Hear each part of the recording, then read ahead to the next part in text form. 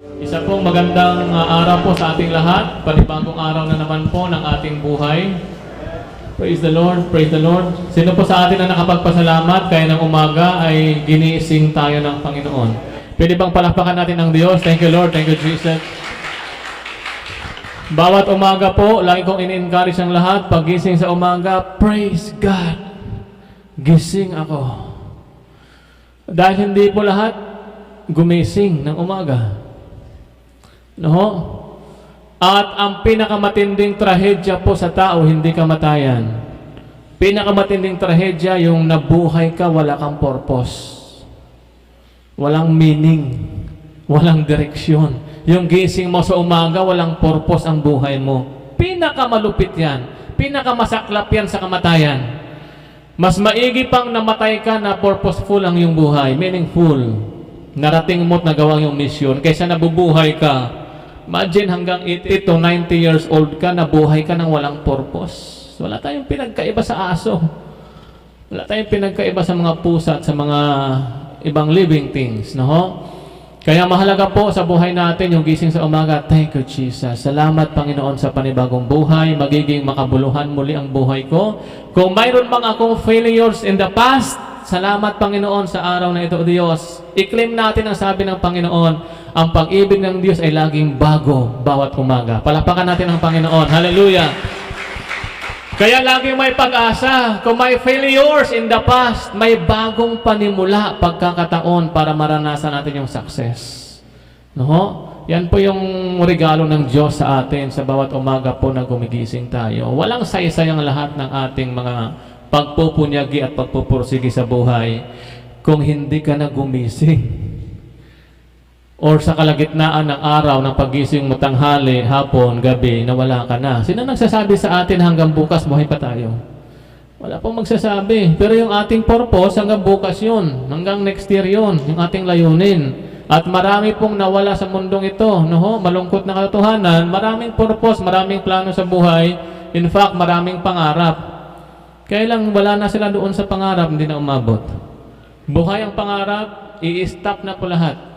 Kapag ginawa na ng Panginoon yung time sa atin, no? Wala na po tayong time o nawala na tayo ng oras para sa ating earthly life, tapos na rin po ang lahat. Kaya mahalaga po sa bawat oras. Ngayon po, araw ng pananambahan. Salamat po sa bawat isa. Nagagalak po ako sa inyo at nagiging kalakasan natin ang bawat isa. Dahil tayong lahat, kailangan natin magpasalamat. Dapat lang nabigyan ng oras ang Diyos.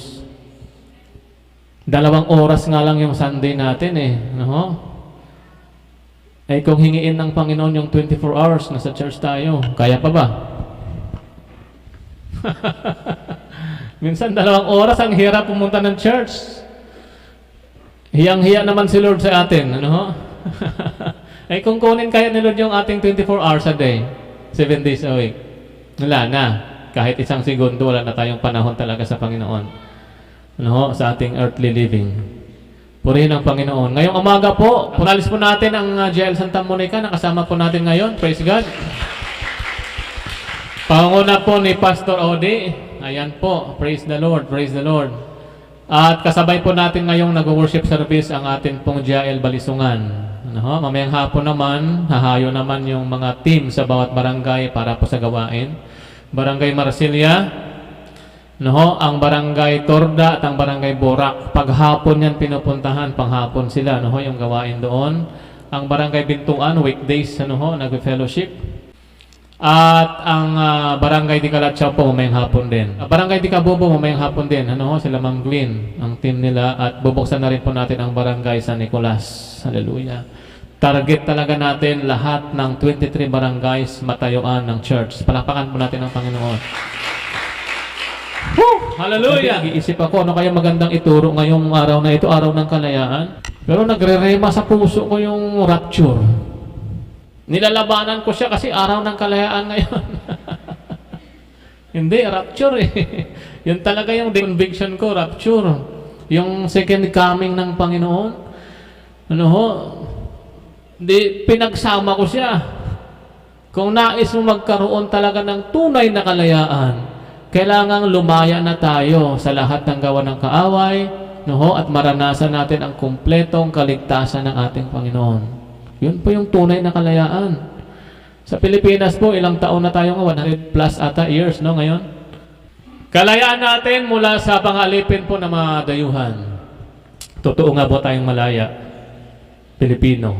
Ano ho? Maraming tanong dyan, socio-political po, ano ho?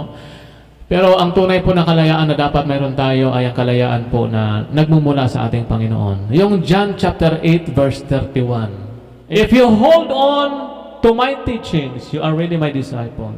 If, sa ibang version yan, if you continue, kung magpapatuloy ka. Dahil maraming nagsimula lang sa Diyos, hindi nagpatuloy. Hindi dyan sinasabi ng Panginoon kung magsisimula ka. If you continue, may sabihin may nasimula na tayo sa Diyos. Lahat naman tayo kung may kilala sa Panginoon. Tanong, nagpatuloy ka ba sa Diyos? Namuhay ka ba sa Diyos? At kung tayo po'y magpapatuloy sa Panginoon, if you continue in my word, sa salita ng Panginoon, dahil ang sabi ng Biblia, John chapter 1 verse 1, no, sa pasimula pa'y naroon na ang salita, kasama ng Diyos ang salita, at ang salita ay Diyos. Hindi pwedeng paghiwalayin ang Diyos at ang kanyang salita. Kaya pag sinabing, if you continue in my word, if you continue in me, yun din po ang ibig sabihin ng Panginoon. Ano ho? You will be my disciple, you shall know the truth. Verse 32, malalaman natin ang katotohanan at ang katotohanan ang magpapalaya sa atin. Yan ang gusto kong gawing Independence Day. Ito po gusto ko sa salita ng Panginoon. Ito ang gusto kong maranasan natin ngayong araw na ito, yung araw ng kalayaan, Independence Day. Hindi sa politika, hindi sa social, ano ho, kundi yung ating buhay mismo naging malaya. Dahil kung pag-uusapan natin ang future, ang ating aabutin ng ating plano, yung future lang natin sa ating earthly life, future. Halimbawa, tanongin ko kayo ngayon, anong nakikita mo sa yung future? Anong gusto mo maging? Mayroon na? Ikita niyo ba sarili niyo kung saan kayo? Okay po? Ang iba po, nais natin maging successful sa buhay, marating ang gantong buhay, makatapos ng pag-aaral, makapag-put up ng negosyo, no? At makapagtaguyo ng isang maayos na pamilya. Future. Ang encouragement ko, tama po yan, tama. Ano ho? Pero ayaw ko pong magtapos dyan. Pwede bang tumagos tayo ng konti? Tagos sa ating future. Sa earthly life. Pwede ba nating tagusin ang eternity pag future ang usapan? Ano ho? Set your mind on things above, not on earthly things. Earthly things. Yung tanong ko kanina, tinan mo yung future mo, sa tingin ko marami sa atin, earthly things. Wala talagang tumagos doon sa set your mind on things above. Yung sa eternity, yung mga bagay na dapat natin ginagawa ngayon na mayroong eternal value. At yun po ang katotohanan kasing mangyayari. Kaya nag-wrestling kami kagabi ng Panginoon habang ako'y nag-aaral. No? Nung message ngayon, sabi ko, Lord, kalayaan eh. Hindi, rapture. Kung future ang pag-uusapan,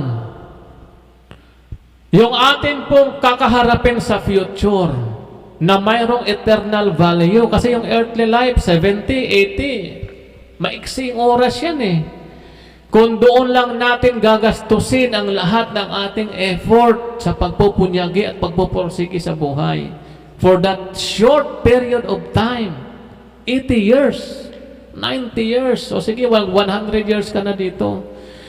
Samantalang katotohanan po, pagkatapos ng buhay natin sa mundong ito, haharap tayo sa eternity. 100,000 million of years, nagsisimula pa lang tayo sa eternity. No, na yun ang dapat nating mas binagbibigyan po ng pagpupursige sa ating earthly life. Hindi naman tinuturo sa atin, wag na tayong mamuhay, wag na tayong mangarap. Tinuturo yan ng Panginoon. Ano ho? In fact, ang Diyos po baback up sa atin sa lahat ng ating mga plataforma, plano, program, services, ano ho? At pangarap sa buhay, goal, dreams dito po sa mundo. Sasamahan tayo ng Panginoon dyan, pero hindi lang tayo dyan dinadala ng Panginoon. No, dahil ang buhay natin, sabi ko nga, mayroong isang common thing na binigay ang Diyos sa atin. Pare-pareho tayong binigyan ng Diyos. Mahirap, mayaman, Ano man ang ating kalagayan sa buhay, ano man ang ating kasarian, bata, matanda, may ngipin o wala, maitim, maputi, matanda, bata, everything, lahat po tayo, iisa ang binigay ng Diyos sa atin. Time. Pare-pareho tayong binigyan ng Diyos ng time. Time is like currency. Parang pera yung time. Puhunan natin yan. Nasa bulsa natin yan pagising sa umaga. Thank you, Jesus. Yung parang pagising mo, may pera ka sa bulsa. Pag may pera ka sa bulsa, anong ginagawa mo? Paano mo siya ginagastos? Saan mo siya inuubos? Saan mo siya in-spend? Nag-i-invest ba tayo sa time na ito para sa ating eternity? Nag-i-invest ba tayo? Nagbibigay ba tayo? Nag-i-exert ba tayo ng time doon sa mga bagay na mayroong eternal value? Yun ang ating investment. Kaya sabi ng Panginoon, seek first the kingdom of God in His righteousness. Kung investment ang pag-uusapan ng time, kung future ang pag-uusapan, seek first, mag-allocate tayo. Yan po ibig sabihin ng Panginoon. I-prioritize natin, seek first the kingdom of God and His righteousness. Matthew 6:33. In all of these things, pinagkait ba ng Diyos yung ating earthly living? Hindi. And all of these things shall be added to you as well. Idadagdag ko yan sa iyo, yung mga plataforma mo, yung mga programa mo, yung mga goal mo sa buhay. Mag-allocate ka lang ng time para sa akin. Kasi, yung time na ibinibigay sa atin ng Panginoon, hindi natin alam kung kailan niya kukunin. Intindihan niyo po? Tandaan niyo po ha? Yung time, Ate Aida, halimbawa, yung time ito, Ate Aida, tanggapin mo muna. Pinahihiram ko sa iyo ang time ngayon. Halimbawa, ako si Lord, ikaw yung human being. Hawak. Kayo na yan, akin sa'yo. Sino bigay? Akin yan. Pag itinuring mo yan sa'yo, pasawa ka dyan kung anong gagawin mo. Di ba? Pero sa akin galing yan, pinahiram ko lang sa'yo. Yung buhay po natin, hiram lang sa Diyos. No? Yung oras. Kapag naintindihan natin na hiram sa Diyos ang lahat ng bagay, hindi sa atin, magmamalasakit tayo sa buhay na ito. Papahalagahan natin yung time na binigay sa atin dahil anumang oras, Ate Aid, so hawakan mo. Okay, kung saan ka na nakarating, kung ano nang pinanggagawa mo dyan, Aida sa banal, kukunin ko na yung aking binigay sa iyo. Hindi, Lord, marami pa akong pangarap sa buhay. Kinuha ko na eh. Salamat po, Ate Aid. Magugulat tayo, di ba? Mga kaibigan natin, bata-bata pa, nawala. Ako po, personal kong karanasan yan. Batang-bata pa talaga, punong-puno ng pangarap. Namatay. May mga bagay sa buhay na ito, mga tanong na walang sagot. Diyos, nasa kamay ng Diyos ang lahat ng sagot. Kapatid, ang tinuturo lang sa atin ng Panginoon, trust in the Lord with all your heart. Huwag mo nang piniting hanapin yung sagot. Tinanong ko rin yun sa Lord Lord, bakit? Bakit itong bata na itong namatay? Punong-puno ng pangarap, mabuti, mabait. Tinan mo yung mga addict yan sa labas, Panginoon, kung ano nung pinagagawa sa buhay, hindi na lang sila pinatay mo. Naghanap ko ng sagot? Walang sagot. There are things in life we cannot answer. There are things in life we cannot understand. Wag mo nang piniting unawain. Kaya dinugtong ni Lord sa trust in the Lord with all your heart and lean not in your own understanding. No, kung may mga bagay man sa buhay na ito na hindi maunawaan at walang sagot, nasa kamay ng Diyos ang lahat ng bagay. There are things in life we cannot change. Hindi na mababago. There are things in life we cannot control. Yan po ang katotohanan na kailangan tanggapin natin. Wala tayong control sa mga bagay natin. Wala tayong kakayahang mabago. There are things in life we cannot stop. And we cannot exceed. Hindi natin siya matitigil at hindi tayo pwede lumagpas. Kapag tinanggap natin ang katotohanan yan, mapapalaya tayo sa maraming discouragement at stress ng buhay. Kalayaan. Kaya tayo nakabilanggo, gusto nating sagutin yung mga walang sagot. May mga bagay talaga na walang sagot. Kung minsan may sagot pero hindi proper time. Sabi ni Jesus, sa ngayon hindi mo maunawaan yan, but later, papaunawa ko sa iyo. May mga ganong sagot ang Panginoon. No, sa Biblia. Kaya maraming tao, gapos na gapos sa maraming bagay dahil pinipilit nilang i-control yung mga bagay na walang control. Wala talagang control, kapatid. Tignan niyo po yung mga nangyari sa buhay natin. Ayaw nating mangyari yan, pero nangyari eh. Wala tayong control. We cannot exceed. Hindi tayo pwede lumagpas. Pag hanggang dyan lang talaga. Pag nilagpasan mo pa yung bagay na yan, masisira ka na. Pati yung ating mga kalokohan. Yung grasya ng Panginoon, meron niyang period of elasticity. Yung goma, pag pinihit mo yung goma ng ganon, yung bilog, okay pa. Naunat. Meron lang yung period of elasticity. Hanggang doon lang yun. Pag nilagpasan mo yun, break yun. Amen? Kaya kayong mga gumagawa ng kabulastugan, to whom it may concern. Hindi ko kayo kilala. Bato-bato sa langit, huwag kang umilag. Hindi ibig sabihin na nakalusot ka, uulit ka. May period lang yan. Binibigyan ka lang ni Lord ng pagkakataong makapanumbalik. Namihasa, nakalusot, inulit. Nakalusot, inulit.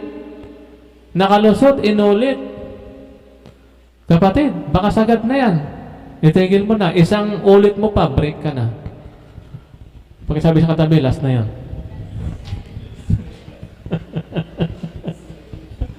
Last na yan, ha? Dahil harap po tayo sa Panginoon, dalawa po ang entrance para humarap tayo sa eternity. Unang-una po, kamatayan. Unang-una, kamatayan. Death. Naniniwala ba kayo roon? Hebrews 9:27, it is appointed for a man to die once, and after that, judgment. At hindi natin alam kung kailan. Yun talaga ang katotohanan. Lord, bakit di mo kayo binigyan ng schedule para nakapag-prepare kami? Mga tanong na walang sagot. Huwag na natin pilitin yung sagot sa mga tanong. Sapat na ang sinasabi ng Panginoong trust in the Lord. Kung walang schedule at hindi binigyan tayo ng Panginoon ng pointers at clue kung hanggang kailan tayo sa earthly life, may pointers naman eh. Trust in the Lord. Manampalataya ka sa Panginoon. Okay na. Prepared ka na nun. Iba kapag nalaman mo sa 2025 ka pa mamamatay, magpasawa ka ng kalokohan ngayon. Yun ang disadvantage, kaya hindi binigay ni Lord eh, no? Sapat na yung bawat araw na nagtitiwala tayo bawat araw sa ating Panginoon. No? Unang-una, kamatayan. Pangalawa po, yung second coming. Dalawa lang po yan. Yung entrance, pagharap natin sa eternity. Second coming, yung ang Panginoon po. Bakit second coming? May first coming kasi. Yung unang pagdating niya, yung ipinanganak siya sa sabsaban. Okay po? At namatay sa cross. Ang purpose po ng kanyang pagkamanak at pagkamatay ay para iligtas tayong lahat sa ating mga kasalanan. Hallelujah. Napakabuti ng Panginoon, di po ba? Hindi natin kayang tubusin ang ating mga sarili. Yung ating mga kalokohan, wala tayong pambayad dyan. Pero yung ating pananampalataya kay Kristo ang magbabayad ng ating penalty. Palakpakan natin sandali ang Panginoon. Thank you, Jesus. Namatay siya sa cross ng Kalbaryo at siya'y nabuhay na muli pagkatapos ng 3 araw. Ito po yung gospel.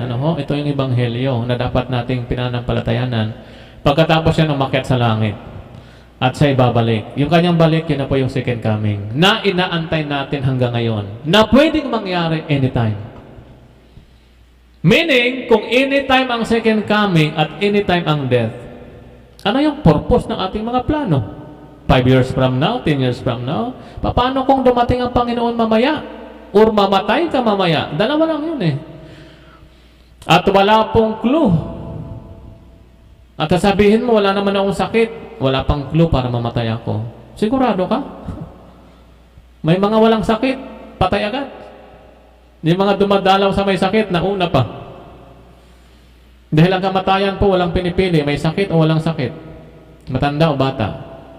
Pag oras mo na at kinuha na ng Panginoon yung puhunang binigay sa iyo, kahit pinuno mo yan ng maraming plano sa iyong earthly life, wala po tayong magagawa. There are things in life we cannot control. We cannot change. Dahil ang lahat po ay nasa kamay ng Diyos. Unfair naman si Lord, no?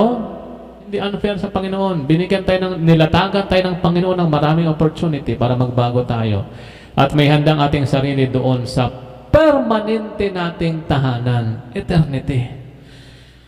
Sabi ko nga po, gasino ang 80 years sa earthly life. After that, yung eternity, permanente po. Tayo rin magkakilala doon sa eternity, lilipat lang po tayo doon. Anytime, pwede na tayong lumipat. Dahil anytime, pwede na tayong mamatay. Naniniwala po kayo doon? Sino sa iyo naniniwalang anytime, pwede siyang mamatay? Yung hindi nagtaas, immortal yan. Walang kamatayan. Joke lang po, no? So, praise God. So, basahin ko sandali, no? 1 Thessalonians chapter 4. Dalawa death. Pero mo, death. Patay ka kaagad, di mo alam. 1 Thessalonians, brothers, we do not want you to be ignorant about those who fall asleep. Ayaw ko kayong maging ignorante, sabi ng Biblia. Sabi ni Paul sa mga Thessalonians. Katulad sa atin. Or to grieve like the rest of men who have no hope. No, sa lahat ng mga nawala ng mahal sa buhay. Malungkot yan dahil ilang taon nating nakasama, pero magiging masaya dahil forever natin silang makasama sa kabila. Kailangan lang nating maunawaan yung ating earthly life panandalian. Lumipat lang sila sa kabila at doon din tayo lahat pupunta. Ikaw, kung nais mong maiwan dito, kami lahat lilipat na doon. Who have no hope. Verse 14, ang sabi dyan. We believe that He has died and rose again. So we believe that God will bring with Jesus those who have fallen asleep in. Lahat po ng nanampalataya sa ating Panginoon, makakapiling nila ang Panginoon. Verse 15, according to the Lord's own word, we tell you that we who are still alive, who are left till the coming of the Lord, will certainly not precede those who have fallen asleep. Verse 16, for the Lord Himself will come down from heaven with a loud command, with the voice of the archangel, and with a trumpet call of God, and the dead in Christ will rise first. Verse 17, after that, we who are still alive and are left will be caught up. Pakisabi nga po, caught up. Caught up together with them in the clouds to meet the Lord in the air, and so we will be with the Lord forever. Verse 18, tingnan po natin. Therefore, encourage each other with His words. Yan po binigay sa akin ng Panginoon kagabi. Encourage each other with His words. Encourage mo ang lahat sa words na to. Yung caught up, ang ibang term dyan, rapture. Taken. Kukunin tayo ng Panginoon sa isang kisap mata. Yun ang sinasabi kong pangalawa ng pagharap natin sa eternity. Ang sabi sa ating binasa, may ilan sa inyo hindi mamatay. Mararanasan nila yung caught up, yung rapture. At pwede siyang mangyari anytime. Stop lahat. Imagine mo, nagpursige ka ng maraming bagay. Inubos mo lahat ng yung energy sa kakaplano, sa yung future. Yung pala, mamatay ka na. Yung pala, magra-rapture na. Nakalimutan mo mag-invest ng iyong time sa Panginoon para sa paglipat natin doon sa eternity. Wow! Hallelujah! Ang ganda po ng buhay sa eternity, no? Kung titingnan natin yung buong Bible, sa Book of Revelation, andoon lahat ng description ng ating permanenteng tahanan. Yung ating apakan doon sa lansangan, gold. Yung ating bakod ng ating mansyon, mga perlas. Basahin niyo po, ang ganda. Kaya kung dito sa mundo, takaw na takaw ka sa mga materyales, paglipat mo doon sa eternity, maniniktik ka ng ginto doon. Hindi ka sanay sa valuable things dito eh. Oh, worship service na. Ang maglilid, taga Australia. Doon sa worship hall, sandali lang. Tik-tik ka man. Nagapaniktik ka pa ng ginto sa kalsada. Ano ho? Hindi na, wag na tayong masilaw sa mga bagay sa mundong ito. Pabigay sa atin ng Diyos yan. Sa ating pupuntahan kung ginto ang pag-uusapan. Mananawa tayo doon. No? Ang pinakaginto at treasure na dapat nating pinagpupursige na madiskubre natin at maangkin ay ang ating Panginoong Hesus. Amen po? Palakpakan natin ang Panginoon. Hallelujah. Rapture. Yung rapture yung biglang mawawala. Mateo 24. Daanan natin sandali ito. Mateo 24. Verse 36. No one knows about that day or hour. Wala talagang nakakaalam. Walang pointers. Walang clue. Not even the angels in heaven, nor the Son, but only the Father. Next verse, tingnan natin. As it was in the days of Noah, so it will be at the coming of the Son of Man. Para siyang katulad daw nung panahon ni Noah. Si Noah po nagpipreach ng ganito.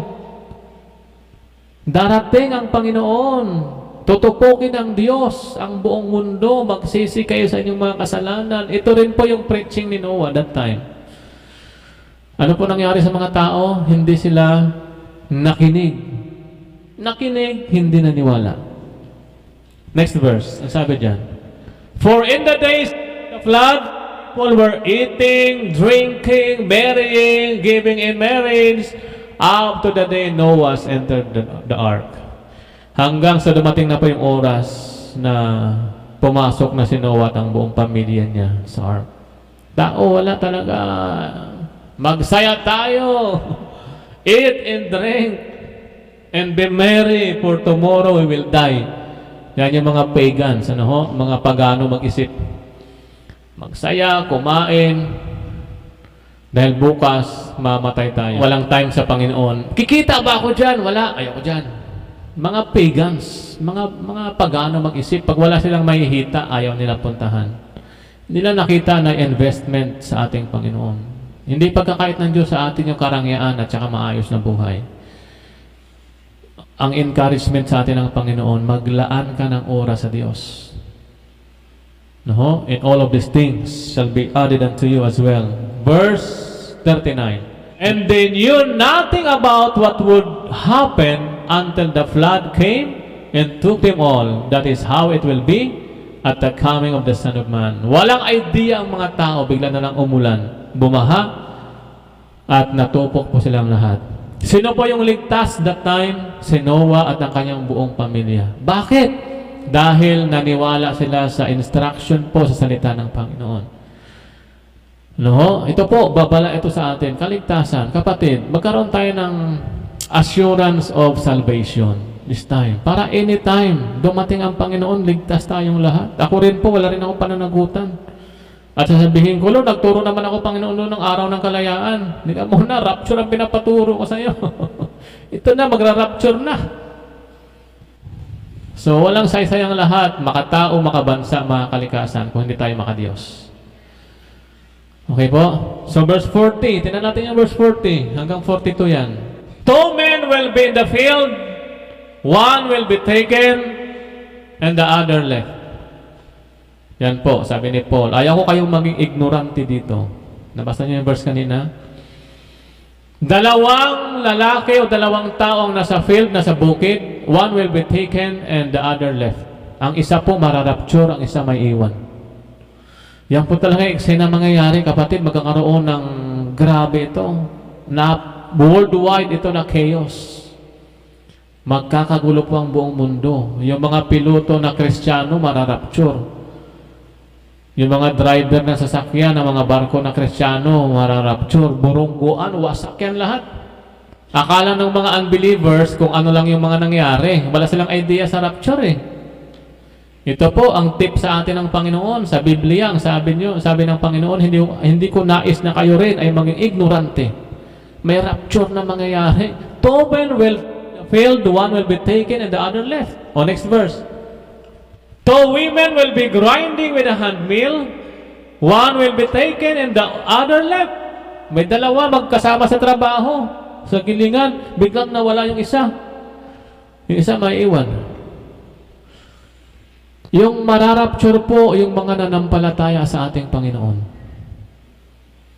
Ito po yung ayaw kong itago na mensahe. Tayong lahat. Pangarap ko, tayong lahat sama-sama tayo sa rapture. Amen po? Para karoon po tayo ng yung sense of fulfillment. Lord, mayroon akong sense of satisfaction kapag na-share ko itong bagay na ito. Ngayon, nasa sa atin po yon. Pagtanggap natin ng mensahe, pag hindi mo isinaisip, isinagawa sa puso, useless. Wala tayong pinagkaiba doon sa mga taong winarningan ni Noah. Nagsara na lang yung pinto ng kaligtasan. Wala na silang pag-asa. Ito ngayon po, nakabukas pa yung door of salvation. Yung pinto ng arka. Nakabukas pa po. Pag ito nagsara, kailan to magsasara? Doon sa dalawang sinasabi ko. Oras ng kamatayan, oras ng rapture. Sarado na po ang pinto ng kaligtasan. Haharap ka ngayon kay Jesus, hindi bilang Savior, bilang Judge. Ngayon po sa ating earthly life, ang role ni Jesus, Savior. Pwede kang iligtas ng Panginoon sa lahat ng ating mga kasalanan. Pag humarap na tayo sa eternity, Judge ang Panginoon. Wala na doong pagkakataon, Lord, patawarin mo ako. Tapos na po, dito yung dapat yung venue. Yung Lord, patawarin mo ako. Amen po? Naintindihan niyo po? So, ayaw ko rin kayong maging ignorant sa mensaheng ito. Dahil wala akong saysay na pastor kapag hindi ako nagturo ng katotohanan. Last verse tayo sa Mateo na yan. Verse 42. Therefore, keep watch because you do not know on what day your Lord will come. Keep watch, magbantay. Magbantay lang po. Ano babantayan? Puso. Hindi babantayan ng kapitbahay. Marites ka niyan. Magbantay. Bantay ang puso. Pag medyo, Lord, nagkamali ako, Panginoon, patawarin mo po ako. Ayos. Pangako naman ng Panginoon pag tayo humingi ng tawad, papatawarin tayo ng Panginoon. Pero yung nagkasala ka, tapos itinulog mo yung kasalanan mo, kinabukasan, umulit ka ulit. Yung elasticity period, sinagad mo talaga. Wala, break po anytime. Ngisira ang buhay natin. Ano ho? Magkaroon po tayo ng sense of urgency. Pakisabi nga po, sense of urgency. Wala na pong patulog-tulog, Christians. Galaw-galaw. Sense of urgency. May mga mahal pa ako sa buhay na hindi pa nakakilala sa Panginoon. Alam niyo bang ibig sabihin ng death tsaka yung second coming na yan? Yan yung time pupunta na sila sa impyerno. Yung mahal mo sa buhay na hindi mo pa nadadala sa Panginoon. Sense of urgency. Kapatid, emergency na ito. Red alert. Why red alert? Lahat po ng sign ng second coming nangyayari na po. Katapos yan, one world country. Yung buong mundo, ituturing itong isang bansa na lang. Yung bawat bansa, ituturing na parang probinsya. Isa ang hawak. Si Antikristo. At ang lahat ng may iwan sa rapture, tatakan niya ng 666 sa kanang kamay at saka noo. Pag hindi ka nagpatatak, hindi ka makakabili ng kahit anong pagkain, hindi ka makaka-travel, hindi ka makapag-transact ng business sa bangko, everything, hindi ka maka-enroll. Pag wala kang tatak ng 666 sa noo, tsaka sa kamay. Kung Kristiyano ka, alam mo yung event na yan. Pag nagpatatak ka, impyerno ka na automatic no, nakarehistro ka. Ang tanging susi po sa mga may iwan sa rapture, magpaputol ng ulo. Sabi ng Book of Revelation. Pag napaputol ka ng ulo dahil paipiliin ka, kay Kristo ka ba o sa akin? Ano sagot nyo? Mag-practice na kayo ha, yung mga may iwan. Sino pong nais makasama sa rapture? Pakitaas ang kamay. Palapakan natin ang Panginoong Diyos. Hallelujah. Yes, Lord Jesus. Maranatha. Ano ho? Alalahanin tayo ng Panginoon sa kanyang muling pagbabalik. Hirap pag maiwan ka sa kamay ni Antikristo. Puputulan ng ulo. Hindi mo sure kung ano gagamitin. Ay kung blade. 1/4 pa lang, bukas na naman. Bubulan mo ng kalamansi yan, bukas na naman. No mercy. Walang mercy ang kaaway. Demonyo. Naku. Ano, potol, diretso, hindi. Wag na lang po. Pakitahi. Bleed. O kaya, palakol na mapurol. Huwag kayong umaasa ng grasya sa demonyo. Walang awa yan ng demonyo. Gagawa ng paraan yan para sa kanya ka mapunta. Amen? Ngayon pa lang po, practice na po tayo. Hindi ka mag-practice ng gilit, ha? Practice ka ng pamumuhay sa ating Panginoon para maging qualified po tayo sa rapture. Amen po? Revelation 20 verse 11. Then I saw a great white throne and him who was seated on it. Earth and sky fled from his presence, and there was no place for them. Shh! Lalayo lahat doon sa white throne at ang nakaupo doon ang ating Panginoon as a judge. Yun na po yung white throne judgment. Haharap po ang lahat ng tao sa Diyos. Hallelujah. Ikaw po, haharap ka sa Diyos. Hindi to tropa-tropa. Halika, sabay-sabay na tayo magharap sa Lord. Hindi po, isa-isa yun, individual. Kahit isang miyembro kayong pamilya, isa-isa yun. Pagharap mo sa Diyos, magbibigay ka na ng account sa Panginoon. Ipapalabas sa malaking white screen doon. Dahil sabi ng Panginoon, kapag nakita mo ang iyong pamumuhay, wala kang isusumbat sa akin kung saan kita dadalhin. Langit, nakikita mo, oo nga, panlangit talaga yung nagawa ko. Impyerno, oo nga, karapat-dapat nga sa impyerno. Yun ang reason, kung bakit ipapakita ng Diyos simula nung ipinanganak ka. Okay? There was no place. Next verse. And I saw the dead, great and small, standing before the throne, and books were opened. Lahat po ng mga patay, bubuhayin ng Panginoon.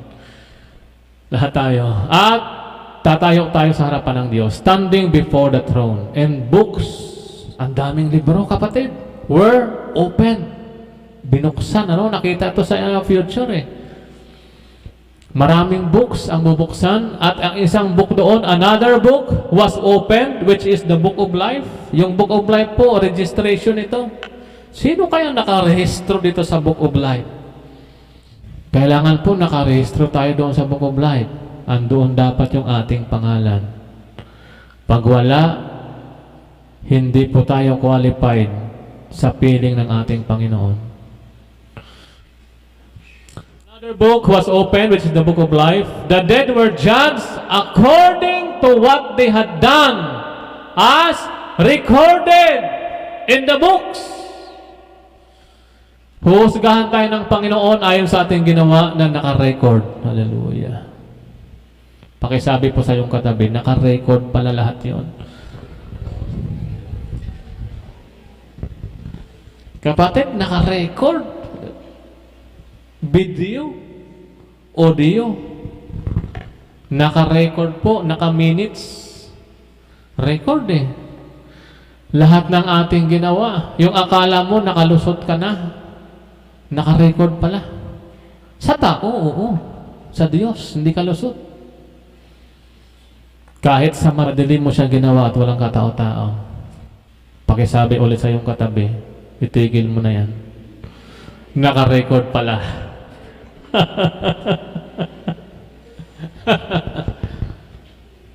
Grabe, no? At sasabihin mo sa iyong kasama, pag ipapalabas na yung buhay ko, huwag kayo manood, ha? Pikit lahat! Sige, Lord, play mo na. Naka-record eh. Kaya wala tayong maisusumbat sa Panginoon. Itigil na. Kung nais mong gumanda ang record mo sa langit, pagandahin mo ginagawa mo ngayon. Hindi yung makakalusot ka, uulit ka pa. Sinabi na wag kunin. Kinunin. Inuulit mo pa talaga. Dahil nakalusot ka, hindi ka lusot. Naka-record. I-judge tayo ng Panginoon sa ating mga ginawa.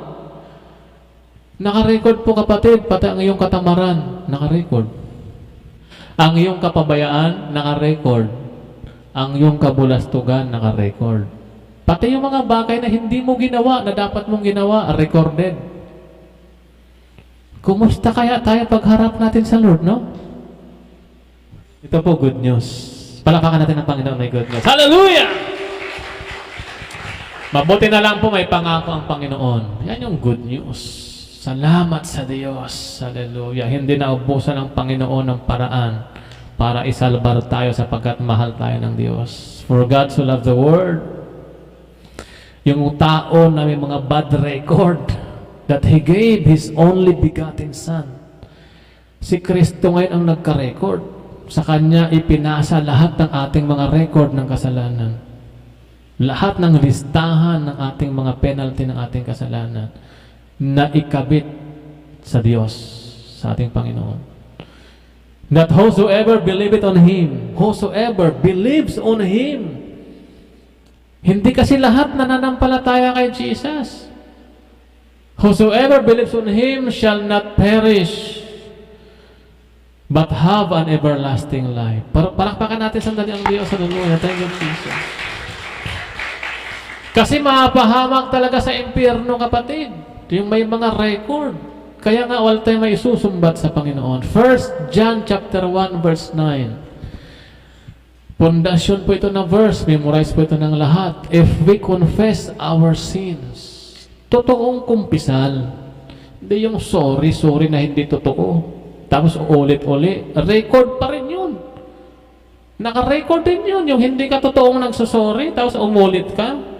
Dinagdagan mo pa yung kaso mo. If we confess our sins, He is faithful. Salamat sa Panginoon. Salamat. And just, makatarungan, will forgive our sins and purify us from all unrighteousness. Cleanse us. Sabi doon sa New King James Version. Ano? Cleanse us. Linis. Paglinis, wow! Walang dumit mantsa. At sasabihin mo, gulat ka, no? Sasabihin ni Lord, maputi, cleanse. Lord, wala dyan yung aking ginawang kalokohan, Na-delete ko na yun, anak. Hiningi mo ng tawad sa akin yun, Palapakan natin sandali ang Diyos. Ako na nagbayad noon nung ako'y namatay sa cross. If we confess our sins, He is faithful and just to forgive us and cleanse us from all unrighteousness. Imagine pag pinalabas yung buhay natin, naka-edit lahat, tinanggal ni Lord yung mga pangit. Pinagdugtong-dugtong niya magandang istorya ng ating Christian life.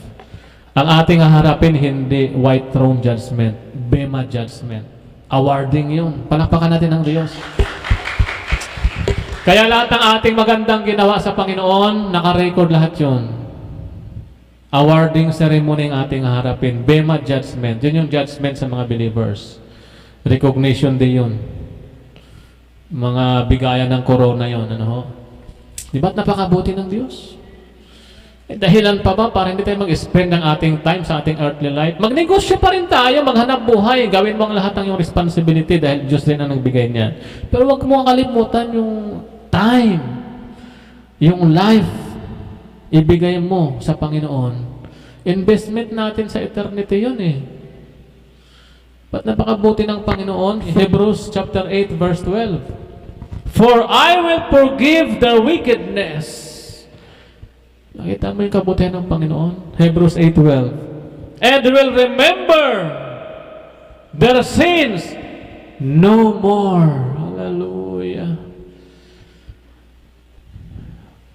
Pag nakita natin itong pangako ng Diyos na punong-puno ng pagmamahal at naisip mo yung kalokohan mo na pinatawad ka ng Diyos, lalago ang pag-ibig mo sa Diyos Pero mo, I will remember your sins no more. Kakalimutan ko ng kasalanan mo. Paano pa ipapalabas yan doon sa white throne? Judgment. Nalimutan na nga. Amen po? Kaya, Romans 8:1, therefore now, no condemnation for those who are in Christ. Pag na kay Kristo ka na kapatid, totoo ka na nagsisi, magtrabaho ka na sa Panginoon. Huwag mo na ikondima ang sarili mo. Itong ginawa ko dati, di ako karapat-dapat, di ako qualified, di na ako maglilingkod. No condemnation. I will remember your sins no more. Magsimula ka na sa Panginoon. Ikaw na lang hindi nakakalimot. Ang Diyos nga nakalimot na. Amen po? Dikta ng kaawayan para inalify ang pangako ng Diyos na I will remember your sins no more. Ang kaaway, ipapaalala sa iyo lahat ng pangit mong nakaraan para i-paralyze ka at maging wala kang saysay sa ubasan ng Panginoon, sa gawain ng Diyos, sa iyong earthly life. Hindi mo marating yung purpose ng Panginoon. Di ba napakabuti ng Diyos? Ang ganda ng mga pangako niya ng Panginoon. Psalms 103 verse 12. As far as the east is from the west, so far has He removed our transgressions from us. Imposible na talaga na mamarkahan pa tayo ng Diyos. As far as the east and from the west, i-remove niyang ating. Ganun kalayo. Wala ka ng marka. Kung gaano kabuti na. Micah chapter 7 verse 19. Itatapon ng Diyos doon sa sea of forgetfulness. Sa depths of the sea ang lahat ng ating mga kasalanan. Di ba't napakabuti ng Panginoon? Sana po maging kumpiyansa na tayo, maglilingkod na ako sa Panginoon ng maayos ngayon. Kasi sa bawat pagkakamali ko, Christians, nagkakamali tayo. Amen po? Pero hindi ka na mamumuhay sa kasalanan. Noong araw, ikaw ang naghahabol sa kasalanan. Pero habang nasa mundo pa tayo na puno ng kasalanan, dapat kasalanan ang humahabol sa atin. Hindi na ikaw humahabol sa kasalanan. Amen? Dapat baliktad na ang eksena. Hindi yung Kristiyano ka pa, nag-iisip ka pa ng kalokohang dapat mong gawin. Dapat hinahabol ka na ng kasalanan. Yung pahinahina kang Kristiyano, abutan ka talaga. Pag nadapa ka, talagang papalanguyin ka ng kasalanan. Kaya dapat stand firm. Sabi ng Biblia, no? And give yourself fully sa gawain po ng ating Panginoon. Sa paglilingkod sa Diyos na natutulungan tayo. Kasi napapaalahanan tayo lagi, no? Sa paglilingkod sa ating Panginoon. Purihin ang Diyos. Okay po? Kaya po, buti na lang po at may kapatawaran ng ating Panginoon. May impyerno impyerno po at anytime po pwede mangyari. Maranasan ng tao ang impyerno. Doon pupunta yung mga taong may pangit na record. Bakit hindi nawala? Hindi humingi ng tawad sa Diyos. Hindi pinansin ang Diyos. Hindi nanampalataya at hindi naniwala sa ating Panginoon. Lahat naman po tayo makasalanan. Ang kaibahan lang po, nanampalataya kay Jesus. Bayad ni Jesus ang lahat ng ating kasalanan. Lahat ng bad record sa langit, erase. Di ba't napakabuti ng Diyos? Palapakan natin sandali ang Panginoon. Tumayo na po tayong lahat. Praise the Lord, praise God, hallelujah. Simple lamang po ang ating gagawin. Anong gagawin natin? Your name should be written in the book of life. Yun lamang po. Makaparehistro lang tayo sa book of life. Okay na, mamuhay na tayo ng masaya sa mundong ito. Para pagharap po sa eternity, may pangalan na ako dyan. Amen po? Sino pong nais nakarehistro pangalan niya sa book of life? Yan. Hindi naman po tayo pagkarehistro, punta ka na sa langit. Hindi po. Sige, mamuhay. Enjoy natin yung buhay natin hanggang 80, 70, 90. After that, at least, may pangalan tayo doon. Paano po? Simple lang po. Admit that you are a sinner. Marami talagang hindi nakarehistro sa langit. Hindi niya iniisip na siya ay makasalanan. Ang tingin sa sarili niya, siya ay matuwid. Hindi siya magnanakaw, hindi siya mamamatay tao, hindi siya rapist, ako yung matuwid. Paano yung sinabi ng Panginoon, Romans 3:23, sapagkat ang lahat ay nagkasala at walang sino mang nakaabot sa kanyang kalawalhatian. Lahat po tayo nagkasala. Sa isip, pwede ka nang magkasala Sinungaling, lumusot, nagpanggap, everything. No? Acknowledge mo lang that you are a sinner. Pag kinilala mo na ikay makasalanan, okay na, makakapagsimula ka na dyan. Kasi ang gagawin mo dyan, believe in the Lord Jesus Christ. Mananampalataya ka na kay Jesus. Sa Kanya ipapataw ang lahat ng penalty ng ating bad record na naitago mo na hindi nakalusot sa Diyos.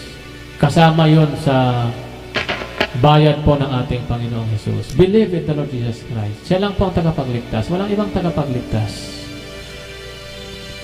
Pangatlo, dito po tayo magtatapos. Confess your sin. Confess your sin. Amen po?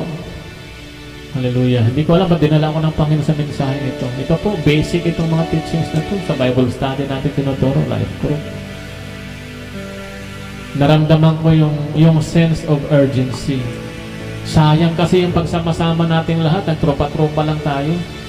Tapos pagdating ng Panginoon, impyerno pala kayong lahat, wala akong nagawa. Sayang yung ating pagkakataon na magkakilala tayo. Hindi kita nabahagian ng salvation. No? Confess your sin. Ipahayag lang natin sa Panginoon ang ating kasalanan. Amen po? Kasi Mateo 7:21, hindi tayo makakalusot doon. Sa mga huling araw, marami ang lalapit sa judgment. Lord, bakit nakasara ang pinto ng langit? Sa aming buhay, sabi ng Panginoon, not everyone who says to me, Lord, Lord, will enter the kingdom of heaven, but only he who does the will of my Father who is in heaven. Hindi palang garantiya yung Lord, Lord, yung tamatawag tayo ng Panginoon. Hindi lahat, sabi ng Panginoon, yung lamang gumagawa ng aking kalooban. Ito po yung tatlong bagay na ito, yung kalooban ng Diyos. Admit that you are a sinner, believe in the Lord Jesus Christ, confess your sin. After that po, ma-record yung ating pangalan doon sa aklat ng buhay. Ito yung mga listahan ng mga believer ni Jesus. Amen po? Hallelujah. Manalangin po tayo sa Panginoon. Thank you, Jesus. Oh, yes, O Lord God. Purihin ka, O Diyos. In this world can satisfy me. Jesus, you alone can fill me up. Oh, yes, Jesus. Purihin ka, Panginoon. I could gain the world and all its treasures, but all those things would never be enough. It is your love, it is your goodness, it is your kindness and compassion that fills me up inside. It is your grace, your tender mercies. It is your presence in my life that satisfies. Bago lahat ay lumako sa panalangin, hindi ko ang lahat na sumunod sa panalangin ito. Kapatid, ito ang hindi dapat mawala sa buhay mo. Relasyon mo sa Diyos. At ang purpose ng buhay mo. Para magkaroon ng assurance ang ating pamumuhay sa mundong ito. Maging meaningful. Relasyon sa Diyos at maging purposeful ang iyong existence. Prepare for your future. Future eternity. Maglingkod ka sa Diyos. At magkaroon po tayo ng sense of urgency. Win souls for Christ. Marami pong nag-aantay na kaluluwa sa iyo, kapatid. Mahal mo sa buhay? Ang mga kataong inilapit sa iyo ng Panginoon? Kaya nilapit yan, may purpose. Dalhin mo sa Panginoon. Simulan mo sa iyong sarili. Nakataas po ang ating kamay, tanda ng pagsuko sa Diyos. Sabihin po natin, Ama namin Diyos, Ama namin Diyos, sa pangalan ni Jesucristo, sa pangalan ni Jesucristo, marami pong salamat marami pong salamat sa iyong makapangyarihang salita sa iyong makapangyarihang salita na aking narinig na aking narinig sa araw na ito. sa araw na ito. tinatanggap ko, O Diyos, Tinatanggap ko, O Diyos, ang katotohanan ang katotohanan na kailangan kita, na kailangan kita, ngunit ako'y makasalanan. ngunit ako'y makasalanan. Kaya humihingi po ako ng tawad Kaya humihingi po ako ng sa tawad lahat ng aking mga sa kasalanan. lahat ng aking mga kasalanan. Sinasadya man o hindi, Sinasadya man o hindi, hayag man o lihim, hayag man o hindi, maliit man o malaki, maliit man o malaki, naisip, naisip, nasabi, nasabi, at nagawa, at nagawa. patawarin niyo po ako. Patawarin niyo po ako. Nananampalataya ako Nananampalataya ako sa iyo, Panginoong Hesus, sa iyo, Panginoong Yesus, bilang aking Panginoon bilang aking Panginoon at sariling at tagapagligtas. sariling tagapagligtas. Binubuksan ko ngayon Binubuksan ko ang ngayon aking puso. ang aking puso. Pumasok ka, Panginoon. Pumasok ka, Panginoon. Ikaw na maghari sa aking buhay. Ikaw na maghari sa aking Isulat mo buhay. ang aking pangalan Isulat mo ang aking sa pangalan oras na ito, sa oras na ito, sa aklat ng buhay, sa aklat ng buhay, upang ako'y maging handa upang ako maging handa araw na yan sa araw na yan na ako'y haharap sa iyo na ako'y haharap sa at makakapiling mo at makakapiling habang mo buhay. habang buhay. Itong aking samod na langit. Ito pong aking samot panalangin. Panginoong Diyos, salamat po sa mga babae at lalaki, Panginoon, na tumanggap sa inyo, O Diyos, sa araw na ito. Maging sa mga dati ng Kristiyano, Panginoon, nagkaroon kami, Lord God, ng aming renewal, Lord God, ng Amen. aming vow sa iyo, O Diyos. Assurance of our salvation. Na mamumuhay kami, O Diyos, ayon sa iyong kalooban, sapagkat hindi lahat ng tumatawag sa iyo ng Panginoon, Panginoon, O Diyos, ay papasok. Kundi yun lamang, O Diyos, ang papasok sa iyong kaharian, gawa ng iyong kalooban, Panginoon. Salamat, O Diyos, sa lahat po ng bagay. Bigyan mo kami malalim. Bigyan mo kami ng malalim na conviction, O Diyos, ng kasalanan.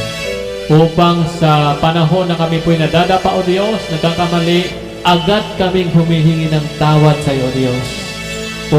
Upang agarang may apply sa amin, O Diyos, ang iyong dugo na siya naglilinis, Panginoon, at nag-aalis ng kasalanan ng buong buhay. Salamat, O Diyos. Tinatanggap namin ang iyong pagpapala kasama ng aming buong pamilya sa lahat ng aspeto ng aming buhay ngayon at kailanman sa pangalan ni Jesus. Amen. Amen. Praise the Lord. God bless you all.